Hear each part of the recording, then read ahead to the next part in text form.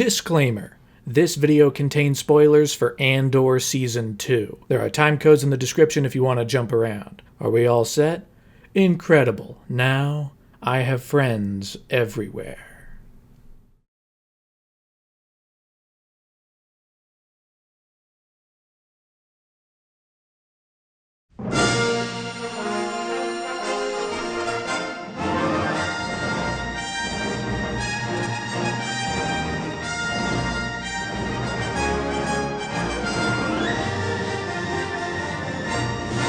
The year is 2022, and every living being on Earth is asking the same question. How did Andor, a show about the second lead from Rogue One, a show that no one really asked for, wind up being so damn good? Across 12 episodes, Andor's first season was a massive surprise for fans and even non-fans alike. It was not only greatly entertaining, with plenty of action moments that people have become accustomed to in a galaxy far, far away, but it was also built up on a foundational backbone about the nature of evil and the rise of a revolution, telling the story of Cassian Andor and how he became radicalized into the rebellion against the Empire, exploring the inner pockets of this nascent rebellion, from your average person getting brought in with no other choice like Bix, Willman, and Brasso, to the true believers like Nemec, who find ways to really characterize how this entire situation actually works. Then you have the disparate leaders, not all of whom agree. Saw Gerrera is an extremist with his own goals and own paranoia, preventing him from completely trusting Luthen Rael, who at this point is one of the biggest leaders within this early forming rebel alliance. And finally, there's Mon Mothma, who's still inside the Empire's walls, serving as an Imperial senator whilst funding Luthen's rebellion in secret. A secret that may go a long way to destroying whatever home life she's managed to hang on to. Exploring this character who has existed since 1983 in a way that gives her so much more depth than she'd ever had before. And then on the flip side, you have the exploration of the Empire. Not just in the larger ways they're controlling and evil, but the small, mundane banality of their evil. How they close their grip in subtle yet intense ways across the entire galaxy. Explored through Dedra Miro, an incredibly capable ISB officer with particular knowledge on how the rebellion must be operating, allowing her to tighten her grip on them with specificity. And finally, you have Cyril Karn. Formerly a Morlana corporate security inspector, he ultimately just wants to do the best job he can and firmly believes that law and order are the foundational pillars that make a functioning society. Any deviation must be brought to justice. All of these characters and more are able to embody particular aspects of the struggle between freedom and tyranny. And at the end of it all, Cassian Andor himself decides to fully enlist in the cause. He's a rebel now, until the end. But of course, we haven't quite reached the end. Andor was never going to be a one-and-done season of television. There was always a plan for more. In fact, when showrunner Tony Gilroy got the gig to fully create the show, he was essentially given a 5-year block of time within the Star Wars universe to tell this story, all leading up to the events of Rogue One, where of course our titular character would meet his true, final end.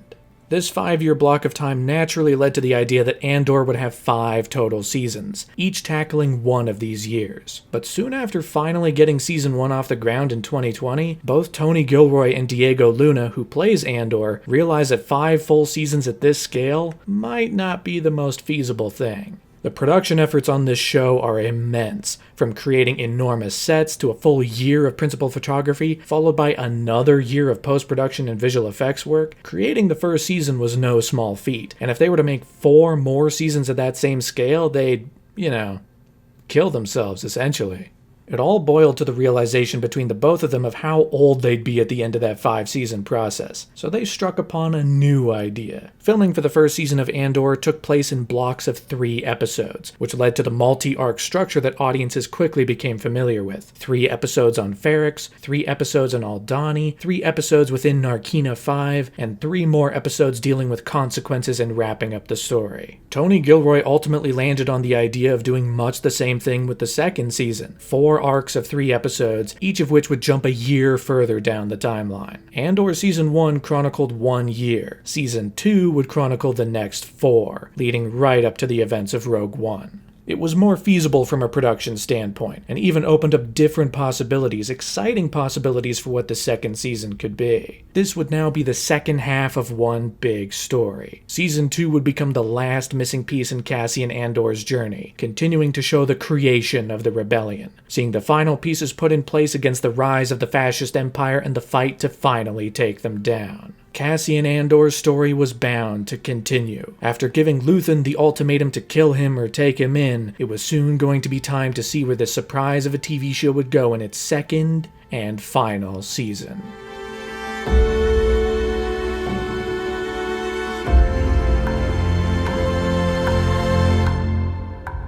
If you're enjoying the video so far, subscribe to the channel. It helps out a lot. Alright, the Empire's not going to stop itself, so let's keep this moving. The process for getting Season 2 of Andor off the ground started way before Season 1 even aired. In fact, Tony Gilroy had just enough foresight to make sure a second season was greenlit ahead of the first season's release, guaranteeing that the show would be able to continue regardless of how well it performed. Across 2022, the scripts for the next 12 episodes were penned by many of the same writers who worked on Season 1. 3 episodes were written by Tony Gilroy himself, the next 3 were written by Beau Willimon, Dan Gilroy took the next 3, and Tom Bissell, a new writer for Season 2, took on the final 3 episodes. Each of them got a handle on one of the season's major arcs. And eventually, on November 21st, 2022, days before the Season 1 finale released on Disney+, principal photography for Season 2 kicked off. And like all Star Wars projects, it was being filmed under a code name. Season 1 was filmed under the working title Pilgrim, so it really only makes sense that Season 2 was filming under the code name Pilgrim 2. If it ain't broke. What came as a mild surprise to the people working on the second season, however, was, in fact, the reactions to the first season. Those 12 episodes only grew with popularity and critical acclaim as they were released. Word of mouth got stronger and stronger week after week. Andor started as perhaps the least popular Star Wars show on Disney+, but despite that it still managed to find its audience, and the critical reception was incredibly strong. What this really did was embolden the team working on Season 2. They now had a basis of understanding of what audiences were responding to, which was not only fulfilling on a creative level, people are getting what's going on in this show, but it also gave them, for lack of a better word, leverage. They could swing harder, hit farther, and dive even deeper into these ideas with even more confidence because there was now proof that people were receptive to what they were doing. And to their credit, Disney and Lucasfilm had minimal notes for Tony Gilroy and the team working on Season 2. It was kind of a, yeah, this team knows what they're doing, let's give them the space to keep going. Filming continued well into the year 2023. Reuniting tons of the cast of Season 1 to continue their stories. Of course, Diego Luna was back as Cassian Andor, Stellan Skarsgård was back as Luthen Rael, alongside Genevieve O'Reilly as Mon Mothma. And from there you had Adria Arjona, Elizabeth Dulau, Faye Marseille, Virada Sethu, Kyle Soller, Denise Goff, all sorts of faces returning from Season 1. And they were also joined by a couple of new friends this time, including the surprising addition of Benjamin Bratt, who was going to play Senator Bail Organa. Now, Bail Organa had previously been played by Jimmy Smits in the prequels, in Rogue One, even in the Obi-Wan show, and the crew behind Andor were fully on board with bringing him in for this. Unfortunately, scheduling conflicts arose, making that logistically impossible. So, Benjamin Bratt was brought in to fill Bail Organa's shoes. The role was too important, too fun to get rid of entirely, so a recast was in order. Directing duties this season were placed upon 3 different people. Like the first season, Tony Gilroy himself would not be directing any episodes. His duties as showrunner and executive producer were too much to carry to also get behind the camera and direct, so he decided to stick to where he was needed most. In his stead, the first 6 episodes were directed by Ariel Kleiman, the next 3 were directed by Janus Metz, and finally the last 3 episodes were helmed by Alonso Ruiz Palacios. Production took place in many places, including Spain, with production taking place in Zativa and Valencia. But like Season 1, a large majority of the production took place across the United Kingdom, with tons of photography at Pinewood Studios. And unlike Season 1, Andor had a nearly complete run of the place. Back in Season 1, Tony Gilroy had wanted to use the Pinewood backlot to create their enormous set for Ferrix. However, they instead had to build Ferrix somewhere else because, as Tony Gilroy himself pointed out with great humor, the backlot was being used by the live-action Little Mermaid remake. And out my window is the back lot, and who has the back lot? Little fucking Mermaid. And Little Mermaid is there like the whole time to haunt me. That's a Disney movie. Why is that not my... Ixnay on the Mermaid. Yeah, no. This time, however, Andor got access to the backlot. There were no mermaids in their way this time around, which was perfect for the enormous set they created for the Gorman Plaza, one of the centerpieces of the show, a set that could rival what the team built for Ferrix in Season 1. With so much intricate detail around every corner, it's almost like you can live in that space. It looks crazy. Things were going swimmingly for the production on Andor Season 2. Every piece was moving towards a planned August 2023 wrap date, with a promise of a full release sometime in 2024. And since things were going smoothly, the opportunity arose to get audiences excited for the next chapter of Andor's story. Because in April of 2023, Star Wars Celebration was held in London. On one hand, bringing tons of fans together through their collective love of the galaxy far, far away, but also providing an opportunity to show off what was coming soon. And among the storm of teasers shown off during the event, Andor Season 2 was able to worm its way in. Now, no footage was released publicly, but this is the age of both cell phones and the internet, so cam rips were recorded and uploaded pretty quickly after this initial teaser was shown off. And while there isn't a ton here, running at just over a minute in length, it is a pretty exciting showcase of brief moments littered across the season. Showing off many of the returning characters, promises of dynamics that were prevalent across Season 1, and new stories and new set pieces to carry them towards the Rogue One finish line. Set to some of the intense music from Season 1, there's not a ton to say about this teaser, but it got people buzzed. It was just enough to kick off the excitement for the continuation of the best Star Wars TV show.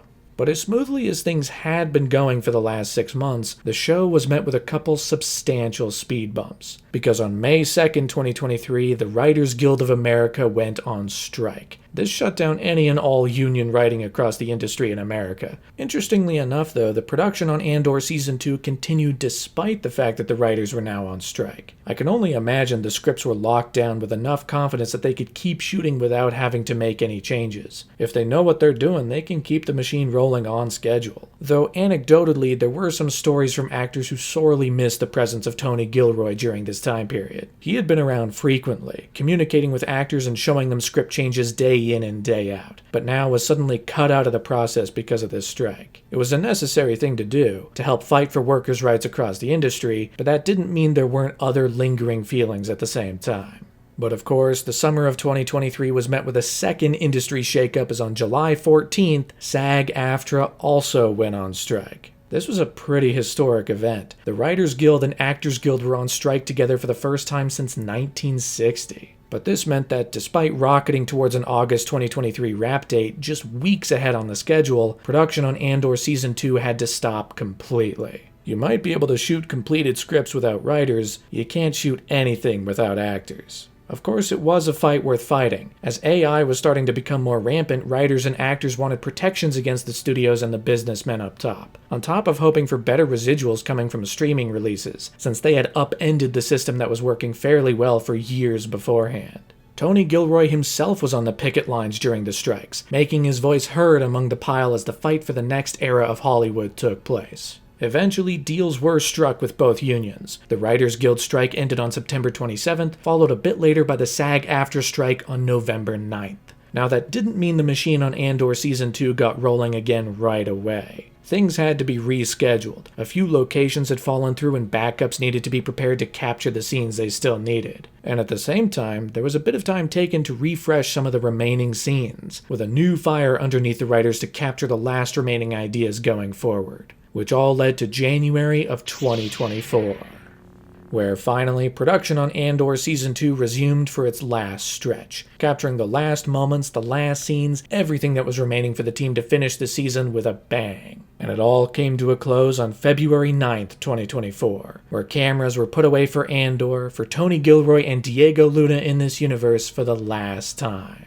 But of course, since the strikes held up production on Andor for several months, that did push its planned release out of 2024. Sure, it's only February right now, but like Season 1 before it, Season 2 was going to take another full year for post-production work, for visual effects, editing, all that stuff to get it through the door and onto Disney+, which placed the likely release time for Season 2 sometime in early 2025, which would be a nearly 3-year gap between the two seasons. Now, this is not a unique problem for Andor and an the case of this show, I'm more than willing to wait, but this is a problem that's starting to become a bit ridiculous. 3-year wait times for a single season of television is a bit much, guys, especially since individual seasons are getting smaller. We're spending more time waiting for less television. It's crazy. A couple event shows can get away with it, but we need more 22-episode TV shows, guys. Come on now. Now, as post-production on Andor Season 2 was fully underway, the team was joined with a new voice when it came to the music. For the first season, Nicholas Britell had composed the score, creating a number of fantastic pieces for the show across its run. But complications arose when it came to his return for Season 2. The strikes in 2023 had moved things around too much, creating an unintended scheduling conflict. And Britell was also met with a personal loss, which meant he could not commit to creating the entire score for Season 2. Instead, Brandon Roberts would take over the bulk of Season 2's music. Now, a number of Britell's pieces from Season 1 would be carried over, and he'd have some involvement in a couple new tracks, but the majority of new music this time would be handled by Brandon Roberts. As 2024 continued, bits and pieces of information were drip-fed to audiences waiting patiently for the release of Season 2. And some of this information was very, very exciting. Since this season was going to bring things right up to the events of Rogue One, it was revealed that certain characters from the movie were going to be making an appearance, including Ben Mendelsohn as Director Krennic. It wasn't confirmed how big of a role he'd get, but this definitely got fans excited. I mean, on one hand it's Ben Mendelsohn, on the other hand we get to have just a bit more Krennic to add even more weight to the already frightening Empire in this show. Marketing efforts continued in August of 2024 at Disney's own D23 Expo, where once again a new trailer was shown off to attendees only.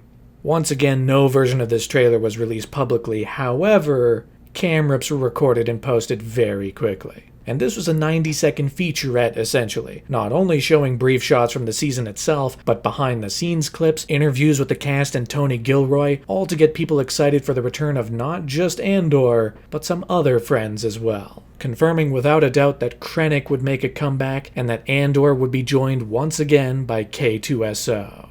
The fan-favorite droid character from Rogue One, performed by Alan Tudyk, was coming back for Andor Season 2. Back in 2018, when this show was initially pitched and greenlit, it was sold as a Butch Cassidy Sundance Kid kind of buddy show with Andor and K2. But Tony Gilroy always found that premise limiting. He saw that there were a myriad of other things you could do with Andor, and especially with this time period in the Star Wars universe. After Gilroy took over and completely overhauled the show into what it became, there wasn't much room for K2SO to take part. Until now.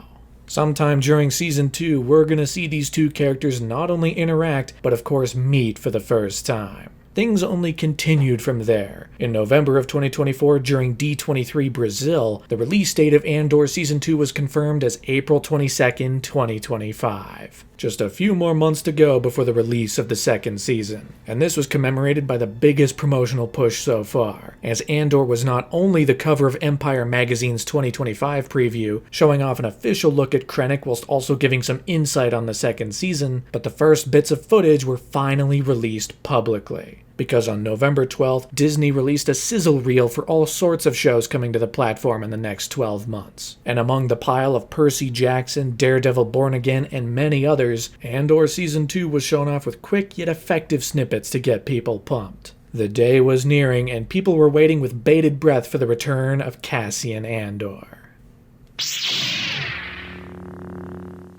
But of course, even with it now being 2025, it seemed like the true promotional efforts were taking a bit longer than expected. Sure, we had a lot already, from cam rips to brief snippets here and there, but fans were undoubtedly waiting for a fully public online trailer. And yet, none had been released. It was getting closer and closer to the release of the second season. January went by without a word, and February was ticking by as well. The second season was just 2 months away without an official trailer. Could this be concerning for the quality of the show? Unlikely, but it could be concerning for how much effort Disney was putting into promoting it. Was this show just going to be dumped onto the streaming service like last week's garbage, even though its reception proved that it was worth significantly more than that? Did Disney not understand what they really had? Thankfully, fears were quickly quelled on February 24th. Just 2 months before Season 2 was set to arrive, the first officially released trailer made its way online.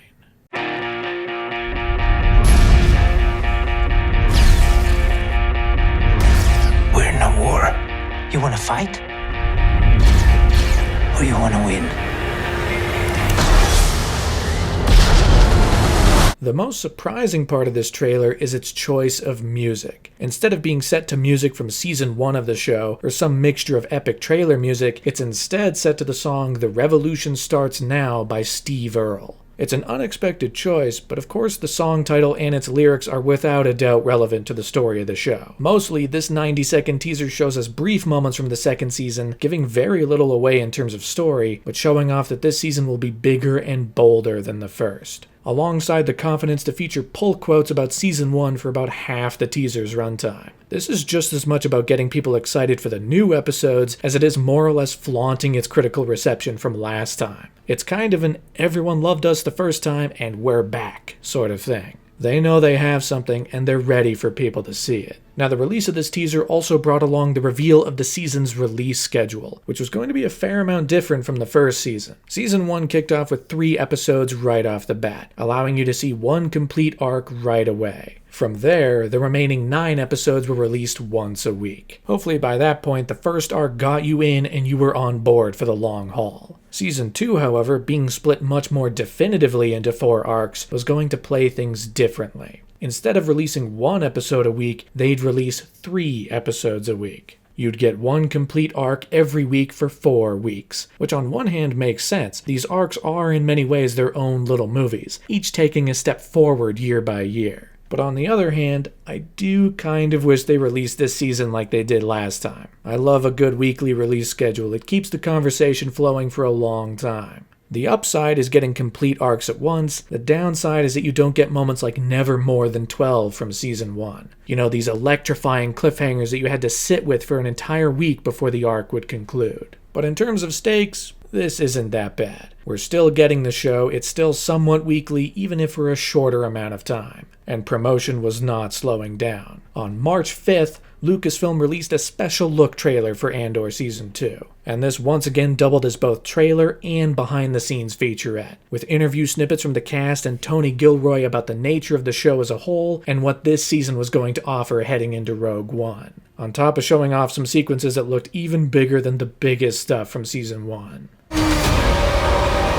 If we do not stand together, we will be crushed.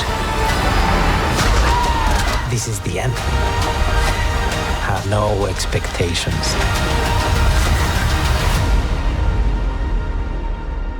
And finally, on March 24th, the full trailer was released, giving one big cap to the entire promotional cycle heading into the April release, which mostly served to build up anticipation, not just through the exciting things it showed off, but also because of how it was constructed. This trailer was backed up by a quickening drum beat, met with the alarm sounds from the Death Star echoing the initial teaser for Rogue One back in 2016. Suspense, tension, all of it was mounting not just for the show's characters, but for the audience. Excitement was reaching new levels as the second season of Andor was on its final approach. People were gearing up for what promised to be not only a continuation of the story of these characters, but the last gap that needed to be filled between the first season and Rogue One. The last pieces put in place to complete an enormous part of the Star Wars story, and give audiences one last chapter for Cassian Andor himself. Everything was in place now, the time had arrived, and audiences were geared and ready to begin this journey towards Cassian's destiny. The clock had now turned to April 22nd, 2025. So open up Disney Plus and grab your pitchforks because the revolution starts now.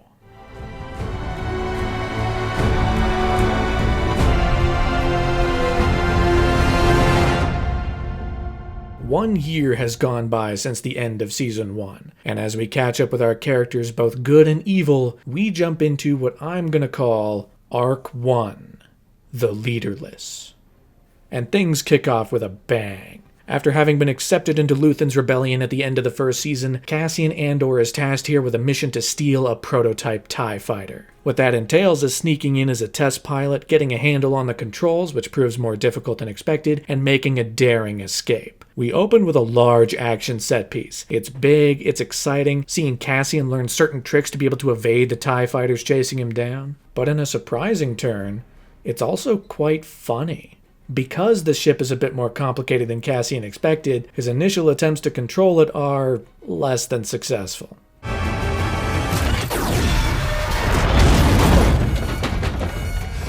The humor of the arc only continues once Cassian makes it to his rendezvous position and gets caught up with a group of characters that can only really be described as the rebel idiots. There are about 15 characters here who capture Cassian because they don't know that he's working with the rebellion, and they can't seem to trust his word either. And yet none of them can decide what they're actually going to do about it, because the people supposedly in charge have either died or left. These guys are just the poor saps left behind. They're uncoordinated, they're reckless, they're not smart by any means, but most importantly, they're leaderless. There's no one in charge, and the two guys who think they should be in charge are butting heads so much it leads to a civil war. Fun fact, one of them is played by Tony Gilroy's son, Sam Gilroy, which is fun. This is all kind of a microcosm for the rebellion as a whole at this point. That's what I think the show is getting at. That any revolution needs leaders to keep it organized. People at the top of the food chain calling the shots to make sure the whole effort runs smoothly. These guys have no leaders, and they're floundering because of it. The irony is that Cassian, the prisoner they don't believe, could easily be the leader they're looking for. He knows what's up, he's offering tips for survival, he could help these guys figure their stuff out if they weren't so caught up in it. But instead of listening to the smartest guy in the room, they opt to make decisions with the Star Wars version of rock, paper, scissors. These are just deeply unserious people, and it's that exact unseriousness that allows Andor to escape, while they're also eaten by monsters.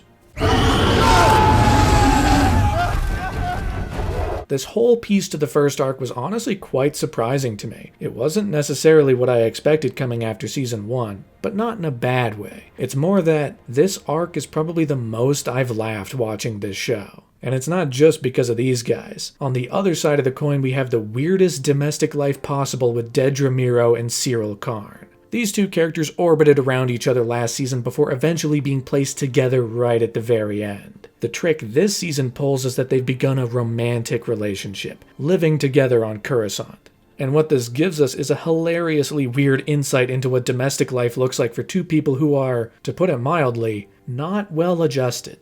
Which is especially clear when Cyril's mom shows up for dinner. An otherwise normal occurrence made all the weirder because of who these characters are. Syril doesn't like his mother, he would much rather never spend time with her, and it's been clear from both seasons so far as to why. So now we've got this scene where his mom is laying it on thick how disappointed she's been in him this whole time, and it gives us tons of little moments to confirm that at this point in time, Syril Karn is the most miserable person alive. What's crazy though is that his mom meets her match with Dedra, an equally if not more powerful character who knows how to read situations like this and force an outcome to her desire with minimal effort. It's a monumental clash, bringing out Dedra's strengths in a situation we'd never find her in otherwise, and it manages to bring out the big guns when it comes to dialogue.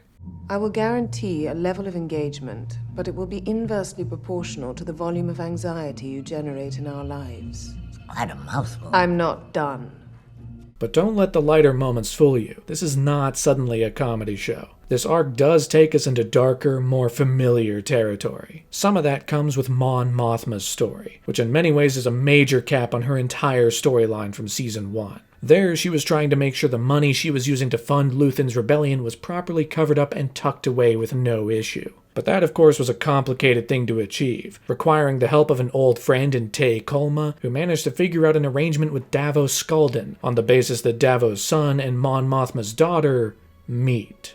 One thing leads to another. Now Davos' son and Mon Mothma's daughter are getting married at the ripe old age of, 14? Mon Mothma finds her daughter in practically the exact situation she was in when she was younger, marrying Perrin at a young age, which has of course led them to basically resent each other now. And it gets to a point where she desperately does not want her daughter to follow in her footsteps, going as far as to plead with her just before the actual ceremony to not go through with it. But we saw it in the first season, we see it here now. Her daughter likes these Chandrillan customs, she wants to be part of it, maybe for herself and maybe as an act of resistance against her mother, which is exactly why she does go through with it. This dynamic between these two characters is very interesting, because we are of course on Mon Mothma's side in this affair. We also don't want her daughter to run into the same problems that clearly haunt Mon, but we also see that Mon herself is doing a pretty bad job of trying to convince Leida to step away from this. It's a brutal turn for her, but it makes total sense given how Leida is and how Mon has been unable to effectively communicate this issue. She's simply too late. Surprisingly enough, though, this is not the worst of Mon's problems here, because Tay Kolma, the friend that got her out of a jam, is now worried that he's been given the short end of the stick in this entire arrangement. He's become skeptical about it. He's become a liability. The unfortunate reality is, while Mon is trying to find another way to salvage this, perhaps diplomatically, Luthen Rael knows the true cost. He knows what has to be done to get rid of liabilities like Tay Kolma. I'm not sure what you're saying. How nice for you. This is a great exchange, not just because it fits these two characters like a glove, but also because it's simply giving us the correct pieces and allowing us to put them together ourselves. We can put together the implication, and Mon Mothma certainly can too, that the only way to be sure that Tay Kolma is not a problem in the future is to kill him. Again, this is not suddenly a comedy show. This is giving us a ton of clarity when it comes to the cost of this rebellion, the sacrifices that have to be made to ensure that the operation can continue past the point of no return. And if you can believe it, the arc gets darker. Because on the Imperial side of things, we are introduced to the storyline that is going to back the entire season. The Empire wants Ghorman. A planet famous for its spiders, for its twills. It provides fashionable clothing to people across the galaxy. In fact, it was even confirmed that the Emperor himself gets his robes from Ghorman. But that's not what the Empire is actually interested in. No. They are working on an energy project that is taking considerable resources. In order to finish it, they need a substance that rests in the ground. A substance that only exists in Ghorman. A substance called, well, they say it best. Deep substrate foliated calcite. Actually, the character that says calcite even better and even more times is Director Krennic. To many people's surprise, Krennic is in here from the jump. Now, not much, of course. He's kept to the periphery, but he's still here. And Ben Mendelsohn is immediately having a blast playing this character. He's on one hand funny and charming, maybe even a little theatrical, an aspect that's played up way more here when compared to Rogue One, which I think is great. But there are also a couple disarming moments here where you can see that underneath it all, he is truly evil and he loves it. Those moments are brief and subtle, but they're in there, and they're chilling. And it's a joy watching him say calcite 4 times in 10 seconds. Calcite. Synthetic calcite. Calcite alternatives. Calcite substitutes. I mean, the amount of time spent pondering this grubby little bit of rock is sadly astonishing. But here's the rub. Given how much calcite they need from Ghorman, their mining efforts will destabilize and potentially destroy the planet. So this group of characters, including Dedra Meero and Major Partagaz, have been assembled to figure out a way for the Empire to get away with destroying Ghorman without anyone getting mad at them. They've been assembled to find a way to justify genocide. And part of what's so scary about this is that they're talking about it over brunch like it's a regular workplace meeting. They're discussing this like they've been catching up on The Sopranos or something. And yet what they're really discussing is the end of an entire civilization. And you know none of these bastards care in the least about the lives they're putting on the line. It especially contrasts to the rebel idiot storyline happening at the same time. You got these guys living in squalor, eating rotten melons and expired food bars, all the while arguing with each other to see who will be able to make the best decision going forward. Meanwhile, the Empire is having a nice little snack buffet, acting completely cordial to one another whilst also discussing, quite plainly, how to destroy a planet. But the other part of it that's frightening, at least to me, is that there's a way you can read this scene where you understand that the destruction of Ghorman is inevitable. Krennic is proposing this as a last resort. If they can't find a suitable replacement for calcite for the energy project, then they have to control Ghorman. But we know the Empire. From the first season of this show to the other areas of Star Wars that have explored this time period, we know they're ruthless. It feels less like, oh, we're just covering our bases, and more like, oh, this is probably going to happen. We want this to happen. We just need to get things moving now so everything's in place once we officially decide this is happening. On one hand, they likely do need the material for the energy project, but on the other hand, you'd be forgiven for thinking they just wanted an excuse. And in keeping with her being a very smart character, it's Dedra that has the idea that will kickstart the end of Ghorman. Propaganda will only get you so far. You need a radical insurgency you can count on. Count on for what? You need Ghorman rebels you can depend on to do the wrong thing.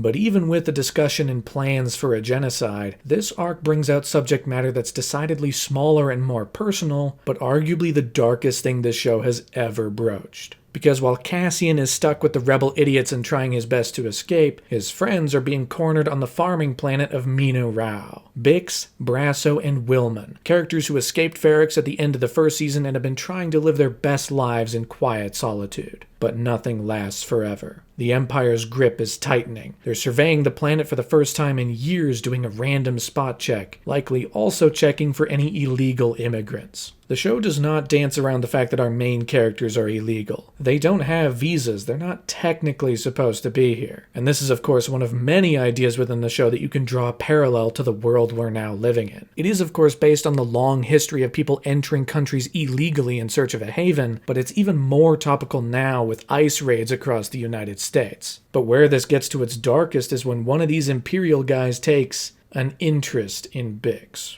And almost immediately after this guy pops on screen for the first time, the red flags are waving frantically. It's a testament both to the writing and the performances that you feel uneasy right away. The red flags pile on so quickly, and it builds to the moment where they find themselves alone, and he attempts to rape her. It is a terrifying scene, a harrowing scene, probably the most difficult scene to watch in this entire show, even if it doesn't get very far at all and she ultimately ends up killing him. Go Bix. But still, it feels so unfortunately real. It makes your skin crawl. The surprising thing about it too is that the show does not dance around what is happening here. It does not give you an opportunity to read these events as anything other than what they are. Bix straight up says, "He tried to rape me."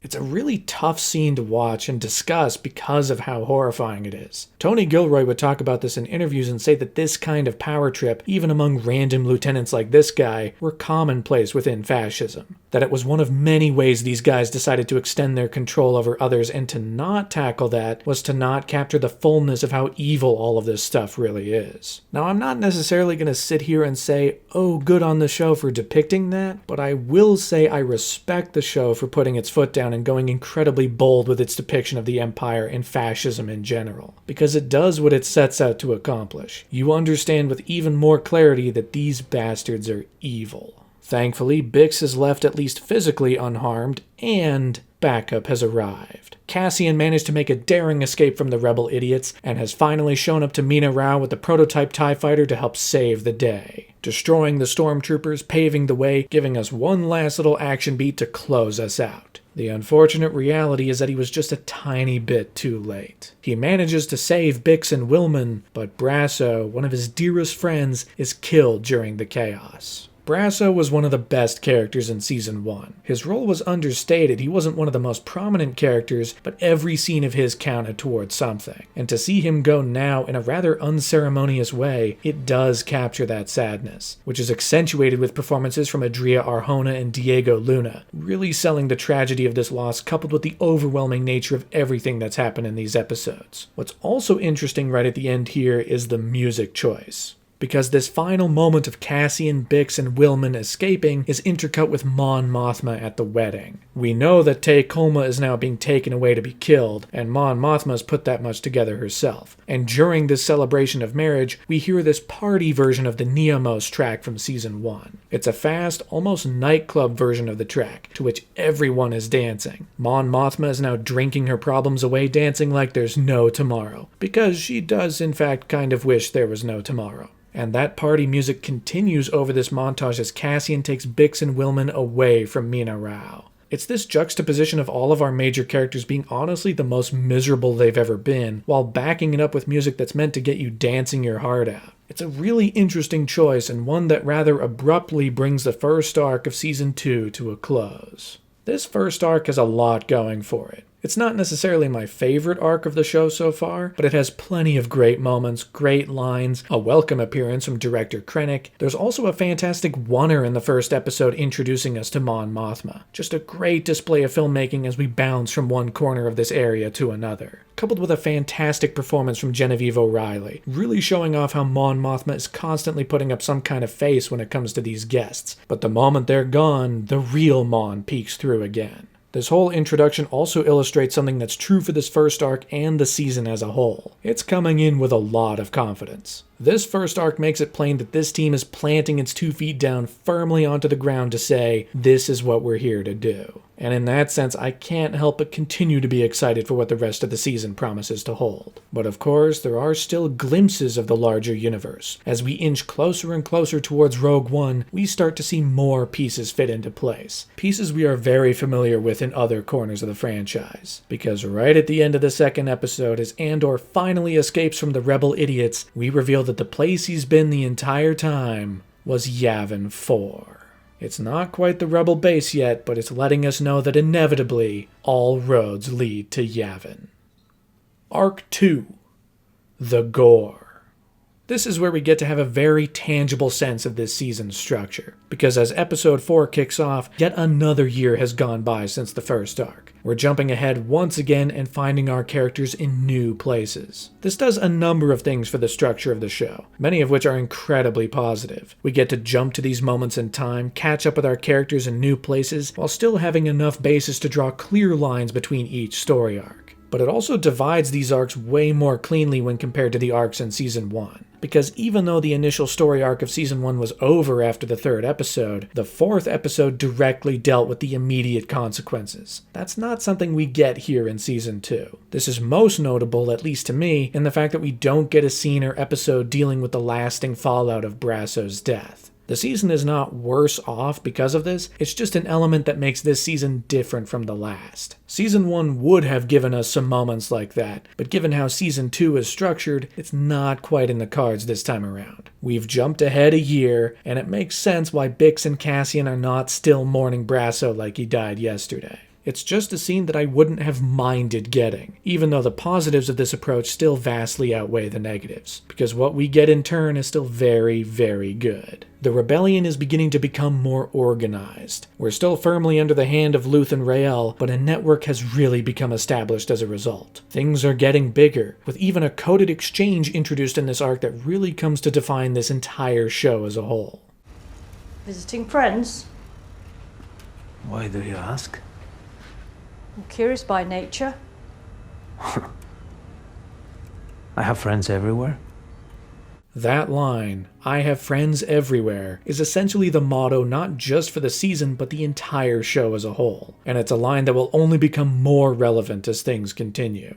Bix and Cassian are now on Coruscant, hiding out in a safe house between missions. They've both in some ways been brought into Luthen's rebellion, but Bix is hurting. She's been through the ringer in this show, most highlighted by the fact that she was tortured by Dr. Gorst last season, something that still haunts her to this day. But interestingly enough, this arc makes it very plain that Bix and Cassian are now together. You could potentially read between the lines and discern this for yourself in the last arc, but this arc removes all ambiguity, and it kind of centers their story in a way. It becomes something of a love story within this growing rebellion. Bix is hurting, Cassian sees that she can help, Cassian wants her by his side, but it isn't until the very end of this arc that we see that materialize. Through a few brief scenes, we can understand that a piece of key intel has funneled from the ISB all the way to Luthen and finally to Andor and Bix. Intel that reveals Dr. Gorst is now here on Coruscant, expanding his interrogation practice so that it can be used by anyone in the Empire across the galaxy. It's the perfect opportunity for Bix to sneak inside and get her revenge. In an incredibly satisfying scene, the show plays no cards about the potential downsides of revenge, instead showing Bix subject Dr. Gorst to the same torture he inflicted on her, all before making a grand exit by blowing up his entire office with him still inside. It's quick, it's effective, it's communicated in honestly only a few shots, but it's a very clear statement that after all of this, Bix has gotten her flowers in some way, able to confront and dispel a ghost from her past, and she and Cassian are a team. They're here to work together, and if this is any indication, they do a pretty good job at it. It will only feel like forever. They're not the only characters getting a bit bolder either. We also catch up with Willman, who's found himself temporarily working with Saw Gerrera, all to train one of his operatives to use a special machine that can extract Rhydonium.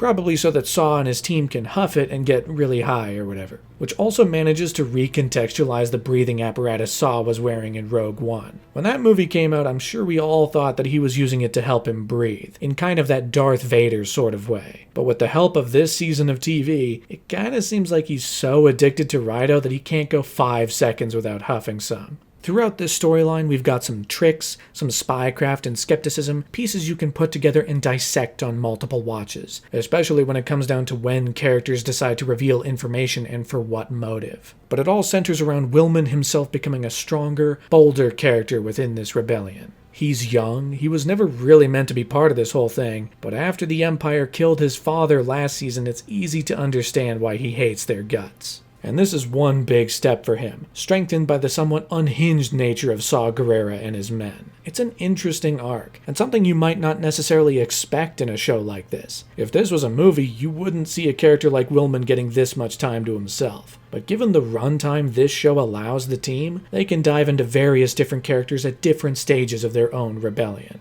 And that's kinda what the whole thing is all about. You're here! You're not with Luthen, you're here! You're right here, and you're ready to fight! Perhaps my favorite part of this arc, though, has to be the big party in Episode 6. It's a fancy Coruscant party hosted by good old Davos Skulden, and everyone's here. We've got Mon Mothma, Perrin, we've got Luthen Rael, Clea Marquis, Bail Organa makes his first appearance this season. It's brief, but it is our first taste of Benjamin Bratt in this role, and the charm is apparent from the moment he steps on screen. But among all of them, we also have Lonnie Young, an ISB supervisor who we were introduced to last season, and someone we know is actually a spy feeding intel back to Luthen. He's actually exactly the reason Luthen found out about Dr. Gorst being on Coruscant. It's a hefty reminder of his role in this entire machine, and we continue to get a sense of the fact that he is sacrificing a whole hell of a lot for the rebellion. He has a wife and child back home, and he's essentially spending every day standing on a wire. It's an unenviable position, which is put even more at risk when Clea asks for his help. The problem at hand: there's a listening device within an artifact in Davos' collection, given to him by Luthen Rael, but a forgery elsewhere in the collection has got Davos spooked. So everything's going to be searched for authenticity, which means this bug may very well be found. Clea has got to get it out tonight before the search begins tomorrow. And Lonnie is the perfect cover. Like, in a literal sense, he uses his body as cover. This highlights two things. On one hand, this puts a much greater spotlight onto Clea. She was one of the standout characters in Season 1, getting a few hefty moments and conversations that were really quite something. I don't have lately. I have always. I've a constant blur of plates spinning and knives on the floor and needy, panicked faces at the window, of which you are but one of many.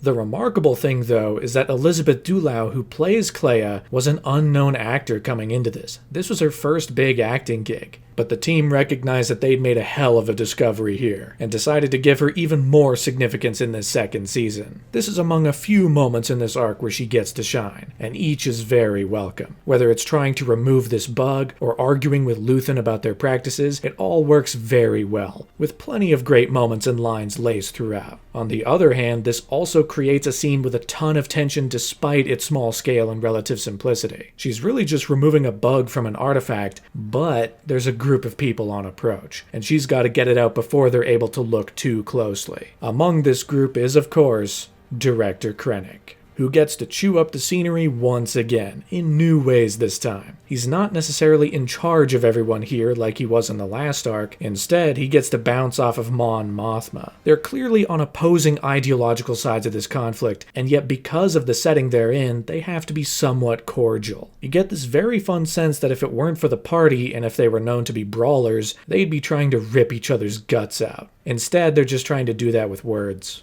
What's the word for people who skin trespassers alive? Is that what they did? It was a very long time ago. They had their own code of conduct. Ah. My rebel is your terrorist. Something like that. What a swell party this is. But the biggest aspect of the second arc, the thing that really defines it and continues the long-running story of the entire season, is the formal introduction of Gorman. We already know the Empire is interested in Gorman, but here we get to see the place with our own eyes. And much like Ferrix from the first season, this is an incredibly well-realized world, with its own culture, architecture, even its own language. Everything is taking tons of cues from French architecture, French history. The actors here playing the Ghor are predominantly French, and the language they're speaking, while altered and fictionalized for the Star Wars universe, is heavily based on French. All of this created a hell of a lot of camaraderie among the Gorman cast on set. They were often working together and would find themselves actually speaking the Gorman language even when the cameras were off, which is quite fun. We have fun now also between us. Every once in a while we talk Ghor between each other.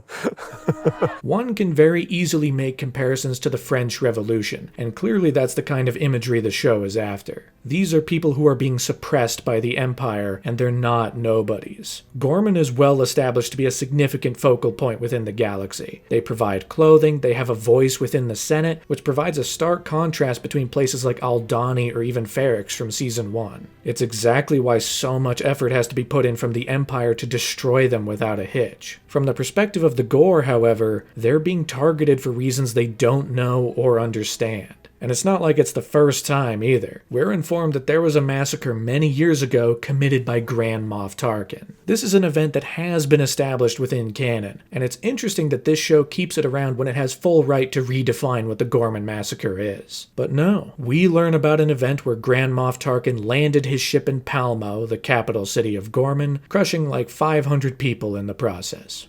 We thought there was safety in numbers. Who would land the cruise on a crowd full of unarmed citizens? I was with my father.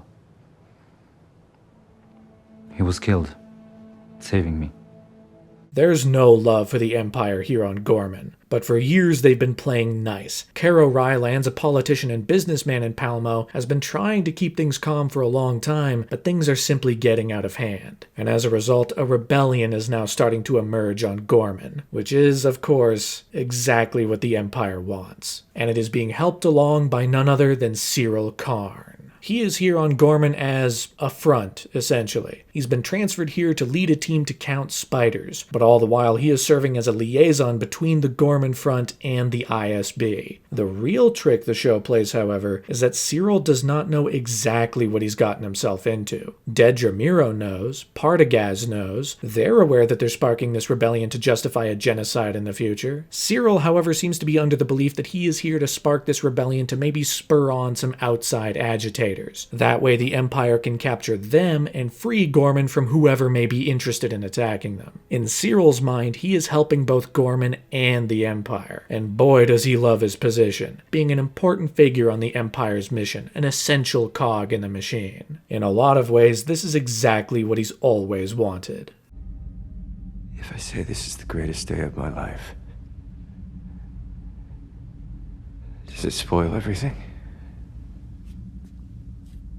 There are, of course, problems with this rising rebellion on Gorman, mainly in the fact that they're pretty green. They're new to this, they're inexperienced, they don't know exactly what they're doing. Andor comes to that conclusion pretty quickly after he's sent to see what they're up to, and that lack of experience comes through with tragedy during their first big heist during Episode 6. Because while Andor assesses that the Gorman front is too inexperienced to make something happen, Luthen and Clea have a backup plan involving Vel and Cinta. Vel and Cinta were introduced back in Season 1 as part of the team that raided Aldhani in the second arc. And in similar fashion to the Bix-Cassian relationship, this season also removes all ambiguity when it comes to Vel and Cinta. If you were paying attention during Season 1, it's pretty obvious that these two characters are together, but it was only spoken about. It never went beyond the dialogue. Here, however, the walls are torn down as these characters are reunited, and the show makes very plain the kind of relationship they have, which is of course perfect fuel to the tragedy that comes later, when one of the Gorman rebels, one of the many inexperienced people trying to perform this heist, makes a couple of key foolish decisions, including bringing a blaster to this mission when he wasn't supposed to, and letting off a stray shot that kills Cinta.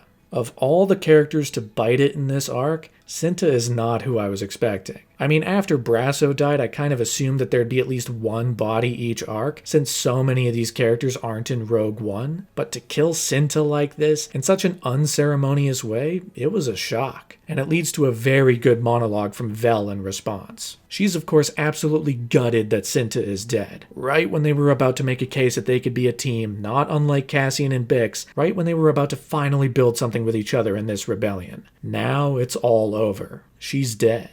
But her act of revenge against the guy that killed her isn't to shoot him back, or scream and yell and make him feel all of the hurt she's feeling. It's to make plain that the pain he now lives with, the regret that will follow him until he dies himself, is enough. He will never forget this, and that's all Vel needs to hammer home. This is on you now. This is like skin. It's an interesting turn, and once again shows off the impressive dialogue and understated writing in this show. It's not super showy all the time, but when it comes through in moments like this, it really hits. And with that, with the heist otherwise moving without a hitch, this second arc comes to a close. Luthen and Clea successfully got the bug out of Davos' collection, Cassian and Bix are a team closer than ever, and the rebellion has begun on Gorman, planting the seeds for exactly what the Empire needs. And all the while, there are tons of quotable moments and lines in here that people latched onto almost instantaneously. One of the big ones comes in the 6th episode from Major Partagaz. I'm counting on you to keep watch on these idiots. An honor, sir. Really?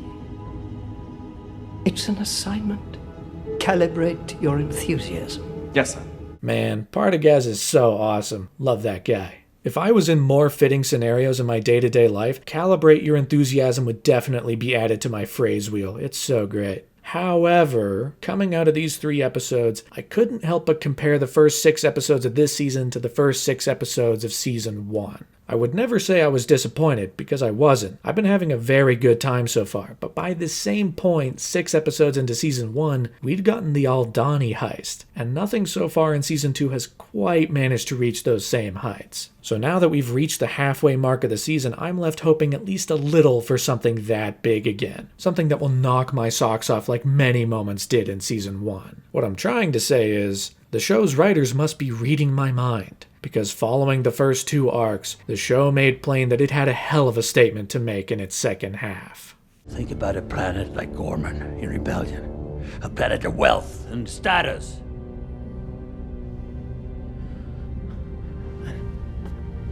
If it goes up in flames, it will burn very brightly. Arc 3. The Massacre. We've launched forward yet another year, and in doing so there's also been a rather major jump when it comes to the rebellion, because right away we established that Yavin 4 has become the new rebel base. The rebellion has grown considerably. It's no longer just a bunch of splinter cells in different corners taking on various missions, though those still exist. Instead, this is becoming a full-fledged coalition, an organized effort, an army growing to face down the Empire with some amount of real, genuine strength. Now, since we have jumped a year ahead, we don't quite see the moment the rebellion transitions into this new shape. And admittedly, I'd have liked to have seen that. The moment where Cassian and Bix decided to step away from Luthen's efforts and become part of this larger thing. But we learned just enough to get a sense of the bigger picture. And this is of course a necessary leap to take, getting the rebellion that much closer to the shape it's in both in Rogue One and the original trilogy. Cassian and Bix have made a home on Yavin. We're even reunited with General Draven from Rogue One, which is fun. They even meet one of the most interesting characters in this entire season, which is impressive given her general lack of screen time. Cassian and Bix meet with a Force healer on Yavin, a character that is believed to be able to heal people in some way, shape, or form, but of course has lost their passion and drive for what they do. Not that people have stopped coming, it's just that it's stopped being real for her. This character is directly inspired by Whoopi Goldberg's character in the movie Ghost. Tony Gilroy said as much himself. Someone who has this spiritual connection, but has lost the sauce that made it special. That is, until Cassian shows up. Suddenly, this Force healer with a waning drive in what she does sees the real deal for the first time in who knows how long. She's only in this arc for one scene, and yet it has a profound impact both on her and even on Cassian. Her efforts work. Cassian's got a blaster bolt that's not healing, and she helps make it better. But as is customary with the Force, she also gets a kind of window into Cassian's future. Nothing concrete, nothing huge, but just enough to understand his importance at some point down the line. He's a messenger. There's some place he needs to be. It's a really interesting and far more spiritual aspect to the show. You could be forgiven for thinking the show was never going to touch on the Force at all. And while we're never going to see a Jedi or a lightsaber or anything like that, this is the tiniest window into that aspect of Star Wars that also highlights the best things a prequel like this can do. Set up the fate for the character that we as an audience already know, and highlight his importance in this whole thing. Cassian is meant to be a leader. He is meant to be a messenger. And while Cassian himself may be a little skeptical about it, Bix sees the truth in the words, and understands that there's something more important going on for Andor's future. But as much time as we spend here on Yavin establishing this new look for the rebellion, inevitably all roads lead us back to Gorman. This is the moment everything heads south. Everything the season's been building up has led us here. The Empire has tried to find an alternative for Calcite, but they've come up empty. They need the real thing. They need to extract it from Gorman, which means the genocide is a go. And through various circumstances, the chess pieces are maneuvered across the board into the exact right place. Cassian and Wilman are here on Gorman attempting to assassinate Dedra Meero. Dedra Meero is here to oversee the massacre personally. Cyril Karn is still around, slowly but surely putting pieces together that the narrative he's been provided does not make a whole hell of a lot of sense. And the Gorman front, the rebels emerging on this planet, are all coming together to try and demonstrate, to fight back against the fist that is preparing to snuff them out. Hell, even the bellhop from the last arc is here a little bit more. Another understated character, but one with tons of impact. He met Cassian last arc while he was in disguise, and even now, he still recognizes him and understands that they're both on the same team. But his best line comes in the 8th episode, when he gets to coin a phrase many fans are already very familiar with. I hope things work out for you. Rebellions are built on hope. This line was actually not part of this season originally, but advice came from Tony Gilroy's son Sam Gilroy that somehow, some way, this season needed to find an origin for it. So, one thing leads to another, and the bellhop here on Gorman is the character that coins the phrase that Cassian and eventually Jyn Erso will use in Rogue One. The only issue is, hope is hard to come by right now.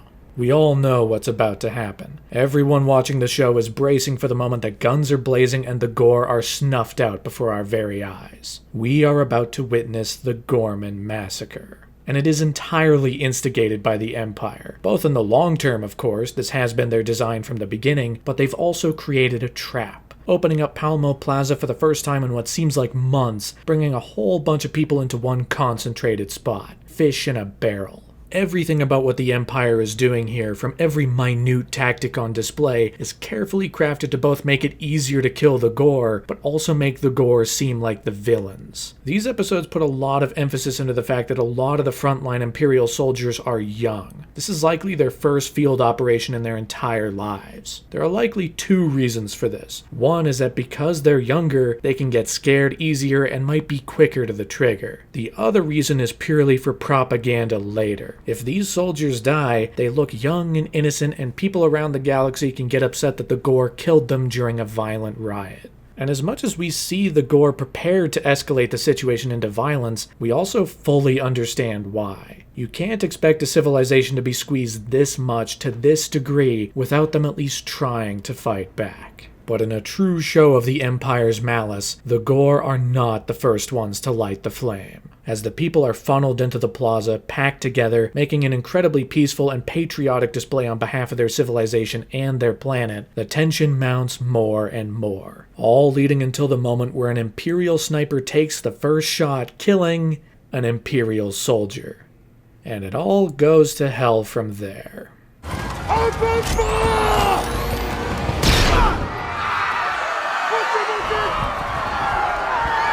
One shot fired, and suddenly the plaza has turned into a war zone. Blaster bolts flying everywhere, bodies left and right, and watching it unfold is terrifying. It's harrowing, because we as an audience understand with full clarity that the Ghor have done nothing wrong. The Empire has created a scenario in which they have an excuse to just kill indiscriminately, without fear of consequence at all. It's all in service of death. And it's yet another moment in the show where you can't help but draw parallels to the real world. You can't help but look at the ongoing genocide in Palestine and see some of these same tricks used there. Narratives specifically designed to demonize real people. Government bodies, be it Israel or even the United States, actively encouraging, enabling, and participating in all of this death. And we can see it with our own eyes, the unjustifiable end of human life at an enormous scale. It's goofy in some ways to compare real horrific events to a Star Wars show, I get that, but it's also part of why shows like this exist. This is a television show set in the Star Wars universe tackling very real, very scary ideas that we can use to better understand the world we're living in. And we see here in the show that even if the Ghor had gone violent first, even though they do have weapons and Molotov cocktails and all this stuff, they are hopelessly outgunned by the Empire, which is shown rather deliberately through the use of a squadron of KX droids. These are portrayed as walking tanks, storming onto the battlefield with the strength of 100 men. They can't be stopped. They can't be tamed. They are brutal war machines. Interestingly enough, there was supposed to be an alternate introduction to KX droids in this season. There was going to be an entire horror episode where this thing was like this monster, not unlike the movie Alien. Ultimately, budget restrictions got in the way and they weren't able to make that episode work, but their introduction here, while bigger, bolder, and louder, is still scary. The Empire isn't playing fair. They're not supposed to, of course, but for any narratives we know they'll try and spin to people living far away from this, we get a window into the events from the ground, and it's more than apparent than ever who the real villains are in this scenario.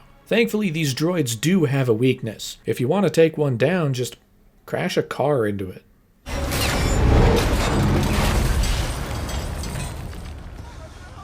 Hey look, it's the same Gorman rebel who accidentally killed Cinta last arc. This kind of gives him a brief sort of redemption. He's grown in the past year, and while the show does not draw really any focus to that in particular, you can read some kind of change in this character as he manages to save Cassian's life. But of all the characters in this mess, by far the most interesting is Cyril Karn. Cyril has always been one of the best characters in this show. He started as Dweeb Supreme on a hunt for a fugitive with all the power that he could muster. He fell flat on his face and began a revenge quest to hunt down the man that wronged him, Cassian Andor. Now he's been given the opportunity to serve the Empire and do what he's really always wanted. But what makes him especially interesting here is how he reacts to the truth once he finally figures it out. Cyril has been under the assumption that he's trying to find outside agitators. He's not here to hurt anyone on Gorman. He's trying to protect them and the Empire at the same time. Cyril is a character that believes fully that the law, as written, is correct and must be upheld. We have the laws for a reason. He's here to make sure we don't stray from them. But now he learns that the Empire is the outside agitator. They're here creating a narrative to demonize the Gorman people and extract Calcite from the ground. Cyril learns that he is an accessory to genocide, that he has helped instigate a genocide, and as a result, his entire belief system is completely shattered. He's been following the letter of the law to the point of ultimate evil. This gives Cyril a really interesting dimension that I never saw coming. It's cliche to say that so many of the best villains are ones who don't believe they're villains, but it's very true of Cyril until this exact moment. Which means you can assess that if Cyril had made a couple of different choices along the way, if a couple of his key decisions earlier in his life were different, he could have been perhaps one of the greatest rebel heroes. And maybe that choice is being presented to him here. He's stunned beyond belief at the reality that he's helped create. He's allowed his anger to take over, which is not great, but he understands finally that the Empire may not be the morally good entity he's always thought it was. Maybe this is the moment the gears turn. Too bad he spots Cassian Andor.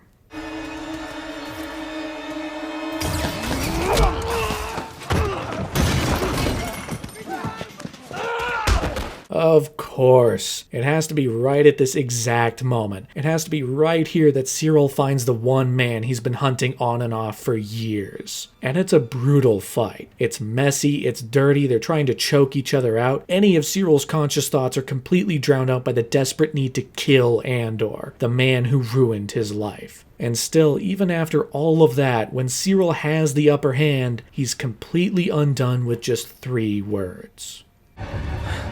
Who are you?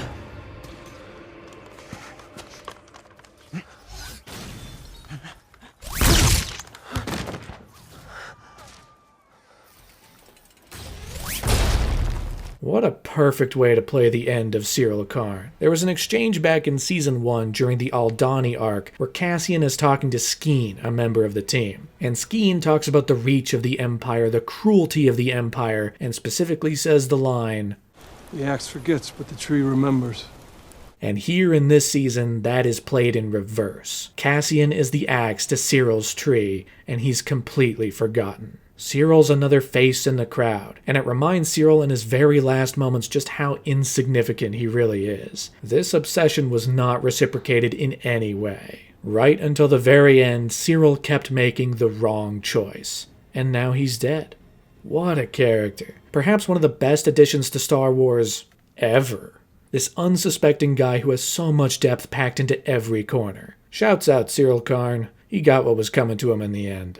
But of course, Cyril is far from the only casualty on Gorman. Andor himself is able to escape, carrying the pieces of the KX droid that was defeated in front of him, but so many others are not so lucky. Gorman has fallen. The massacre has taken place, and the Empire's grip on the galaxy just became so much more violent. And you can see it written all over Cassian's face. In one of Diego Luna's great moments this season, you see the horror washing over him, the terror of what is actively taking place. There's no going back from this. The devastation is too real, too traumatizing, and no one who got out alive is really able to process it to its fullest. But the great thing about this arc is that it takes one more episode to deal with the consequences. Episode 9 is all about the fallout. It's all about the immediate aftermath of the Gorman Massacre and how it impacts everyone on Coruscant, primarily Mon Mothma. And I think Episode 9 might be my favorite episode of not just this season, but the entire show.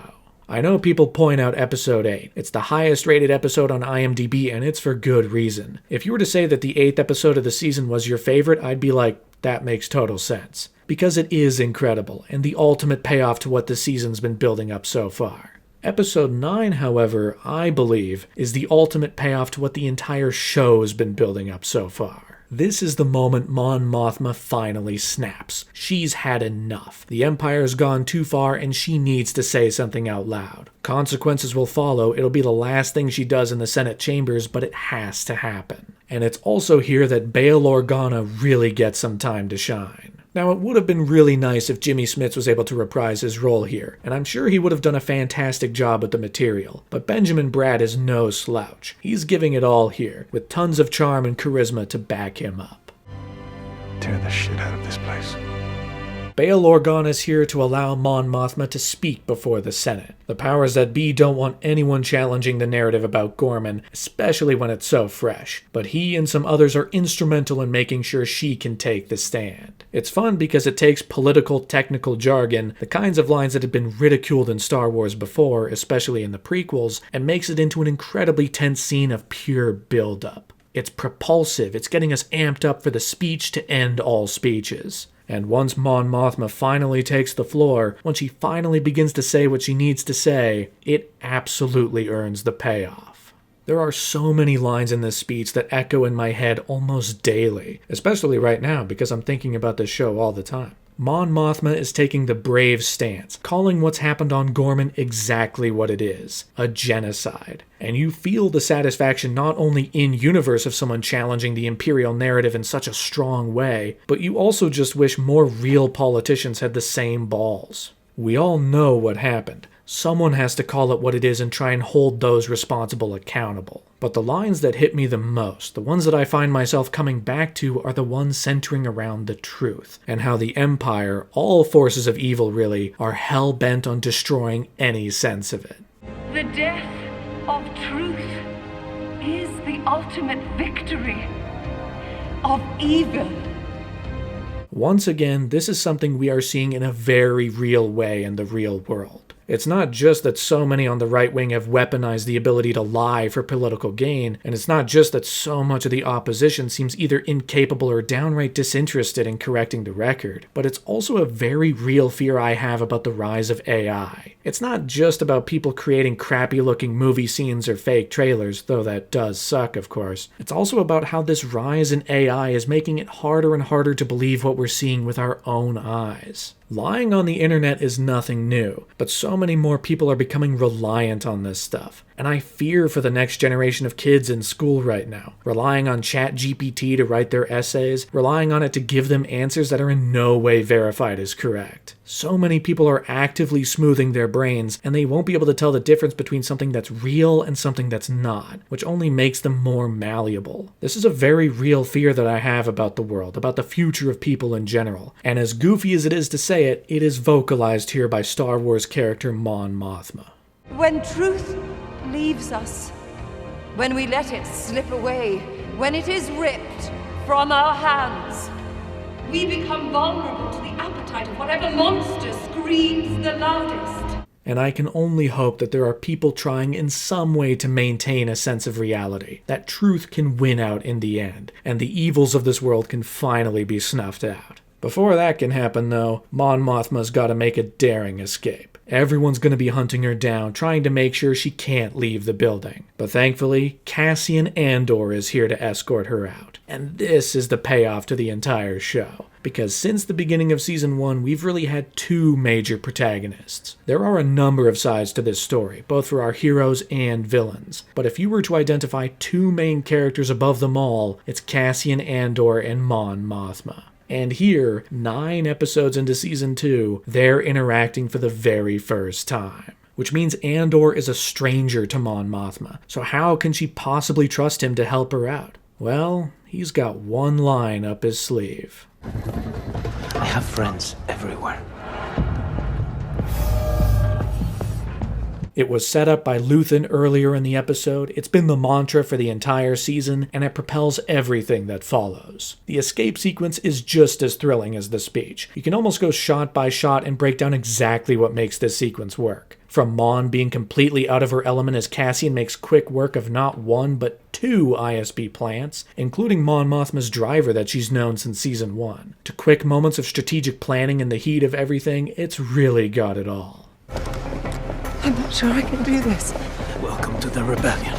What? The Empire can only scramble as Cassian and Mon are able to slip away. They're able to finally escape as the brilliant music, the same track that closed out the first arc of Season 1, plays in the background. Just like Cassian then, Mon Mothma is on a journey into the next leg of her life, leaving Coruscant and the Imperial Senate behind forever. This is one hell of an episode, really fulfilling everything the show's been after since day one, and it is perhaps the single most rewatchable episode in the entire show. It's the conclusion to an arc, it's the conclusion to an entire show's worth of story, and it can also stand on its own with a really clear beginning, middle, and end. And for those that pay attention to every corner of the Star Wars universe, it also allows room for Star Wars Rebels to remain canon. Because there, Mon Mothma gave a different speech on her way back to Yavin, and while this show is covering similar ground in the same time period, it leaves the door open for the events of Rebels to take place mostly without a hitch. And that's without even mentioning Erskine, a Rebels original character who is seamlessly integrated into this show. The surprising thing about all of this, though, is that the episode doesn't end after the safe extraction of Mon Mothma. Instead, we linger for just a bit longer and get the conclusion to the story of Bix Caleen. Ever since this character was introduced in Season 1, I had assumed that in some way, shape, or form, she was doomed. If only for the simple fact that she wasn't in Rogue One. I was bracing for impact this entire season that she was going to bite it in some way and it'd be emotionally devastating for Cassian. It'd be Brasso's death on overdrive. What's surprising, however, is that that's not at all how they play her exit. Instead, following the Ghor massacre, Cassian is completely willing to give up the rebellion and leave this whole thing behind. I'm not coming back. I'm done after this. But Bix knows, thanks not only to what she heard from the Force healer, but her own intuition, that Cassian is needed. He's a leader. He's someone that can help the rebellion, someone the rebellion needs. And if he's gonna give it all up, if he's gonna leave it all behind, especially if it's for her, she can't let that slide. So, right at the end of this episode, she leaves. She leaves a message behind telling him to stay, that she's choosing the rebellion for both of them. Bix wants to win, and if that means giving up everything for the cause, then so be it. But it doesn't shy away from the emotional hurt, because Bix also says, "And when it's done, when it's over, and we've won, We can do all the things we ever wanted. Everything we know we've missed. I'll find you. The tragedy is, we know she won't. We know Cassian will die fighting for the rebellion. So while Bix makes it out, we know she'll never see him again, and he'll never see her again. And it's like, damn. I'm glad that Bix is going to get out of this alive. She's going to be able to fight another day, but you just had to give me a sucker punch along the way, didn't you? Goddamn TV writers creating emotionally resonant scenes with characters I care about. Ugh. But while one major piece of Cassian's life has flown away, two more wind up joining the party. As the dust settles, we see the return of two old friends. On one hand, Melshi is back, the character first introduced among the many ground troops in Rogue One before making an appearance in Season 1 of this show as one of the prisoners in Narkina 5. He's back, rejoining the fray before the end. And of course, that KX droid that Andor brought in has got a bit of a tune-up in its brain, becoming the ever-reliable, ever-fantastic K2SO. If I've offended you, I apologize. If not, I'd appreciate you pointing that elsewhere. This has got to be the best arc of the season, with all of the pieces the show's delicately sewn together coming through with literal and figurative explosions. This is the show firing on all cylinders. If there was any doubt about Season 2 living up to the hype coming off of Season 1, it has completely vanished by now. These writers, these creatives know exactly what they're doing. But it's also pretty apparent that a lot of the character journeys have come to a close. Cyril is dead, Bix has left, Cassian's been united with friends that will follow him into Rogue One. What more is there to do in the final 3 episodes? Well, it turns out the show has one last card left to play. Arc 4. The Weapon. One more year has passed us by, and Cassian, Melshi, and K2SO are the best of friends. It's almost like a frat house when we reunite with them here. They're drinking, they're playing games, they're poking fun at each other. It's an unrestrained dynamic between these guys, something we really haven't seen that much in this show, but it brings about a bunch of humor along with it. K2SO especially brings a lot of comedy in this last arc, and it is so great to have Alan Tudyk back as this character. After the original premise of this show, a buddy-buddy show with Andor and K2 traversing the galaxy, this character has finally been made a part of the proceedings before the end. And he's having a great time, with plenty of the arc's best and funniest lines. I've been counting the orders we've disobeyed so far. Would you like to know how many? No. 17. Hey. 18. But while they might think this night is like any other, hanging out and playing games with friends, what they soon learn is that this is in fact the beginning of the end. Because Lonnie Young, the ISB supervisor secretly leaking information back to Luthen, has learned something that will shake the entire galaxy. Lonnie Young has learned that the Emperor's energy project has actually been a front for the creation of a superweapon. He's learned that everything we've seen, from work camps to the mining on Gorman, Kyber extraction from Jedha, an Imperial engineer named Galen Erso, it's all in service of this weapon. Everything has been put in place for the construction of the Death Star. This is where this final arc manages to spark from. Lonnie tells Luthen this information, Luthen tells Clea, and it's now a scramble to make sure it's brought back to the rebels so they can act on it. And it brings together the last threads that the show had yet to fully conclude. Like how Lonnie Young is honestly one of the most unsung heroes of the rebellion's efforts. He's been risking just about everything in service of the rebellion, and he's also in just the right place to be able to deliver up-to-the-minute intel for Luthen. It's a stressful place to be, but this is where it all pays off. He's gotten the biggest piece of information. If he never got anything else for Luthen, this still would have made it worth it. It's only a shame that Luthen can't guarantee his safety. He acts as reassuring as he can, but there's really no way out for Lonnie except death. It's a harsh way to go, but when you put it in perspective of how hard the Empire will surely come down on this, the fact that they're already closing in on Luthen as we speak, this ending for him is honestly a kindness. This way, Lonnie's family has a chance to get out of this unscathed. The other story this arc concludes is of course the one with Luthen and Clea. Luthen's been on Coruscant too long, and finally, after all this time, Dedra Meero has found him. Since Season 1, Dedra Meero has been hell-bent on finding a person she called Axis, the head honcho, the orchestrator of the rebellion's efforts, the mastermind behind the raid on Aldhani. And despite being taken off of that assignment this season to focus on Gorman, here she is to deliver the killing blow. The ultimate endgame to Dedra's plan, the end of Axis and the death of the rebellion. You disgust me. Do you want to know why? Everything you stand for. What this gives us is a conversation 2 seasons in the making, of these two opposing forces clashing, a silent rivalry that's just as integral to the show as the one between Cyril and Andor. The great thing about it, though, is that while Dedra thinks she's in control, while she thinks she's absolutely won, her ambitions have blinded her. Now you're too late. The rebellion isn't here anymore. It's flown away. It's everywhere now. There's a whole galaxy out there waiting to disgust you.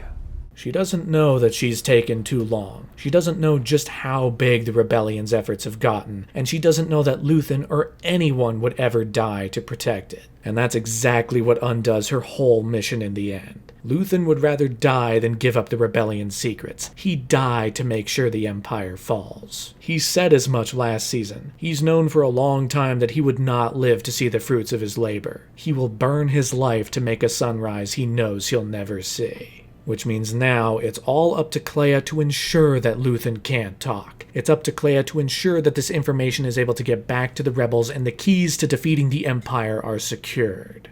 I mentioned earlier that this season was putting a bit more emphasis on Kleya as a character, and that is never more clear than in episode 10, which is an episode all about Luthen and Kleya. It is in fact the only episode of the show where Andor doesn't appear at all. He's just not here. It's crazy. Instead, this episode takes its time to shed light on Luthen and Kleya's backstory.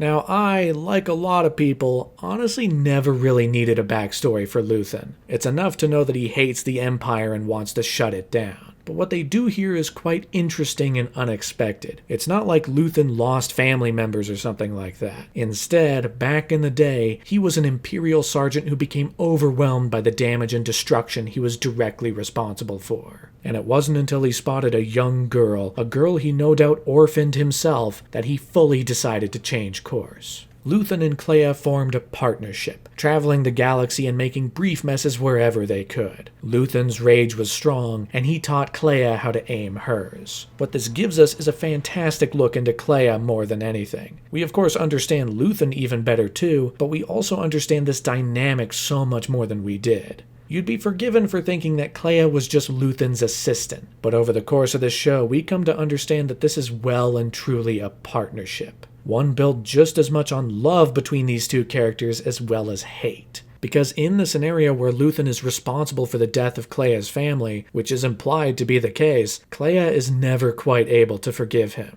This is covered quite a bit in the behind-the-scenes featurette they released just after this arc hit Disney+. That this relationship is built on these complicated, extreme emotions. Kleya sees a father figure in Luthen, and she loves him for that, but she also sees the man that orphaned her, and she hates him for that. Meanwhile, as much anger as Luthen feels towards the Empire, his efforts can also extend to the idea that he's trying to atone for his own actions. That everything he's been doing is to make right by the mistakes he made in the past, to make right by Kleya.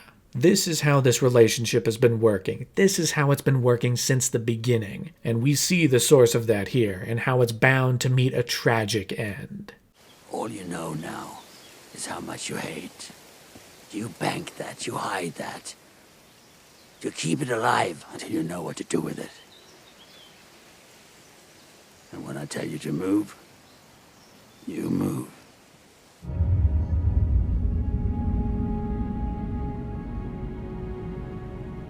Move.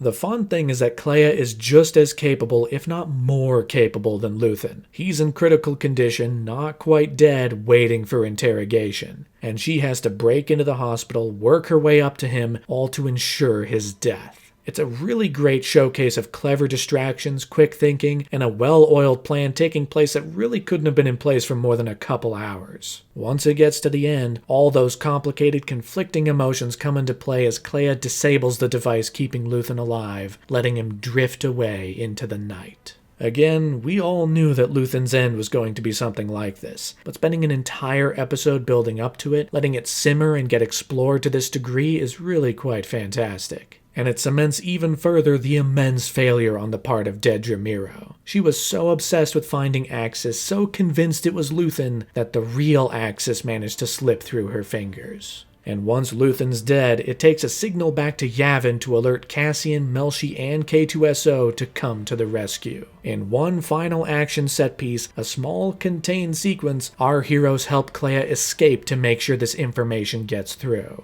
K2SO especially shines here once again. These droids have been presented as walking tanks, which was used to horrifying effect in the last arc, but is now used to barrel through the Imperial soldiers with almost no effort. It also helps that it's funny.